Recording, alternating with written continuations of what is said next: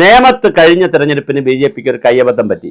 അതിനകത്ത് രാജഗോപാലിന്റെ ഒരു പ്രസ്താവനയും പ്രശ്നം ആക്കിയിട്ടുണ്ട്. കുമ്മനം രാജശേഖരന് കിട്ടേണ്ട വോട്ട് BJPക്ക് നല്ല വേരോടിയിട്ടുണ്ടെന്ന് BJPക്കാർ പ്രസ്താവിച്ചപ്പോൾ ഇത് BJP മണ്ഡലമാണെന്ന് പറയുമ്പോൾ അങ്ങനെയൊന്നും പറയാൻ പറ്റത്തില്ല. വ്യക്തിപരമായി എനിക്കും കുറെ വോട്ട് കിട്ടി എന്നൊക്കെയുള്ള നിലയിൽ രാജഗോപാൽ അടിയടിച്ചപ്പോൾ ആകെ ഒരു കൺഫ്യൂഷനായി. ഈ സംഘപ്രവർത്തകരുടെ ഇടയിലൊക്കെ ഇതുപോലത്തെ കൊച്ചു കൊച്ചു കാര്യം കേൾക്കുമ്പോൾ രാജഗോപാലേട്ടനും തമ്മിൽ തെറ്റാണോ, അങ്ങനെ തെറ്റിക്കിടക്കുകയാണോ, ഇങ്ങനെയൊക്കെ ചിന്തിച്ചളായി. ഹിന്ദുക്കളല്ലേ, അവർ ഈ ചെറിയ അബദ്ധത്തിൽ വലിയ തെമ്മാടിത്തരം ചിന്തിച്ച് കൂട്ടുന്നവരാണ്. അപ്പോൾ എന്തായാലും കഴിഞ്ഞ പ്രാവശ്യം കുമ്മനം രാജശേഖരൻ തോറ്റു. ഇപ്രാവശ്യം വളരെ നേരത്തെ തന്നെ ഇതെല്ലാം തീരുമാനിക്കുന്നതിന് മുമ്പ് തന്നെ രാജീവ് ചന്ദ്രശേഖർ പറഞ്ഞു ഞാൻ നേമത്താണ് മത്സരിക്കുന്നത്. അപ്പോൾ തിരുവനന്തപുരം പൂജപ്പുര വരെ ഉണ്ട് നിയമം. പൂജപ്പുര ജംഗ്ഷനിലെ കുറേ ഭാഗമൊക്കെ നിയമത്തിലാണ് വരുന്നത്, കുറച്ച് വട്ടിയൂർക്കാവിൽ. അപ്പോൾ അതുകൊണ്ട് തന്നെ അവിടെ ഇപ്പം BJP ആണ് വന്നിരിക്കുന്നത്. ഈ പൂജപ്പുരയൊക്കെ കഴിഞ്ഞ പ്രാവശ്യം രാജേഷ് ആയിരുന്നു, ഇപ്പോഴത്തെ മേയറാണ്. ഇപ്പോൾ ഒരു ജയലക്ഷ്മി എന്ന് പറഞ്ഞൊരു വനിതയാണ് അവിടെ വന്നിരിക്കുന്നത്. വിജയലക്ഷ്മി സംതിങ് ഒരു പേരാണ് അവിടെ വന്നിരിക്കുന്നത്. അപ്പോൾ അവരെല്ലാം BJPക്കാരാണ്. ജഗതി വന്നിട്ടുണ്ട് BJP. ഇങ്ങനെ പലയിടത്തും BJPക്കാരാണ് കൂടുതൽ വന്നിരിക്കുന്നത്. ഈ പശ്ചാത്തലത്തിലാണ് രാജീവ് ചന്ദ്രശേഖരൻ മത്സരിക്കുന്നത് പറയുന്നത്. ഇതറിഞ്ഞ പാതി കേട്ട പാതി കേൾക്കാത്ത പാതി ശിവൻകുട്ടി അണ്ണൻ പറഞ്ഞു ഞാനിനി മത്സരിക്കുന്നേ ഇല്ല. കാര്യം മത്സരിച്ച് തോറ്റുപോയ നാണക്കേടല്ലേ. ഒരിക്കൽ തോറ്റു, 2 പ്രാവശ്യം ജയിച്ചു. ഒരിക്കൽ രാജഗോപാലിനെ തന്നെ തോപ്പിച്ചു, പിന്നെ കുമ്മനം രാജശേഖരനെ തോപ്പിച്ചു. അപ്പോൾ 2 പ്രാവശ്യം ജയിച്ചല്ലോ.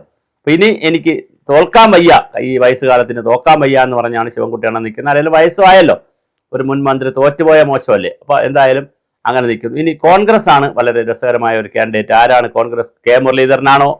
മുരളീധരൻ ഒന്നുകൂടെ നിന്ന് തോക്കാനായിട്ട് പോവും, അവിടെ സാധ്യതയില്ല. RS ഹരിയാണോ? അതായത് ഡോക്ടർ RS ഹരി എന്ന് പറഞ്ഞിട്ട് കോൺഗ്രസിലൊരു യുവ നേതാവ്, ജവഹർ ബാലവേദിയുടെ കേന്ദ്ര ഒരു നേതാവുണ്ട്, തിരുവനന്തപുരത്താണ്, അത് അധ്യാപകനാണ്. ഇത് ഹരിയാണോ അതോ മലയങ്കിഴി വേണുഗോപാൽ? കാരണം ശക്തന് കാട്ടാക്കട കൊടുത്തു കഴിഞ്ഞാൽ, ശക്തൻ കാട്ടാക്കട പിടിച്ചാൽ മലയങ്കിഴി വേണുഗോപാൽ കഴിഞ്ഞ പ്രാവശ്യം കാട്ടാക്കടയിൽ മത്സരിച്ച് IB സതീഷിനോട് തോറ്റ മലയങ്കിഴി വേണുഗോപാലുണ്ട്. അപ്പം ഇനി മലയങ്കിഴി വേണുഗോപാലാണോ അതോ ശിവകുമാർ അവിടെ മത്സരിക്കുമോ, അതല്ല മണക്കാട് സുരേഷ് അങ്ങോട്ട് പോകുമോ? കാരണം ഇതെല്ലാം അതിൻ്റെ അടുത്ത് കിടക്കുന്ന പ്രദേശങ്ങളാണ് നിയമമൊക്കെ. മണക്കാട് സുരേഷ് മത്സരിക്കുമോ? ആരാണ് നിയമത്ത് മത്സരിക്കുക എന്നറിയില്ല. എന്തായാലും പക്ഷെ ഒരു കാര്യം, നിയമം വഴിയാണ് അസംബ്ലിയിലേക്ക് BJP കയറാൻ തീരുമാനിച്ചിരിക്കുന്നത്. നിയമം ബസ് തുടങ്ങി വട്ടിയൂർക്കാവ് വഴി ആളെടുത്ത് കഴക്കൂട്ടം വഴി അങ്ങോട്ട് വടക്കോട്ട് പോകാമെന്നാണ്. ഇതിൻ്റെ ഇടയ്ക്ക് കാട്ടാക്കടയുള്ളവർക്ക് വേണമെങ്കിൽ നേമത്ത് വരാം. അവിടെ വോട്ടും ചെയ്തിട്ട് ജയിക്കുകയാണെങ്കിൽ നേമത്ത് വന്നാൽ ആ വണ്ടിയിൽ കയറാൻ പറ്റും.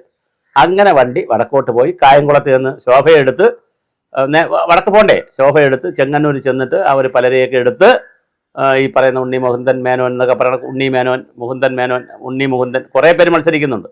അവിടെ നിന്നൊക്കെ എടുത്ത് നേരെ വടക്കോട്ട് വിടും എന്നാണ് പറയുന്നത്. അപ്പോൾ എന്തായാലും വലിയ തോതിലാണ് നേമത്തു നിന്നാണ് വണ്ടി സ്റ്റാർട്ട് ചെയ്യുന്നത്. എല്ലാ ടൂറിസ്റ്റുകളും ബുക്ക് ചെയ്തിട്ടുള്ള എല്ലാവരും നേമം റെയിൽവേ സ്റ്റേഷൻ്റെ അടുത്ത് രാവിലെ 7-ന് മുമ്പ് എത്തേണ്ടതാണ്.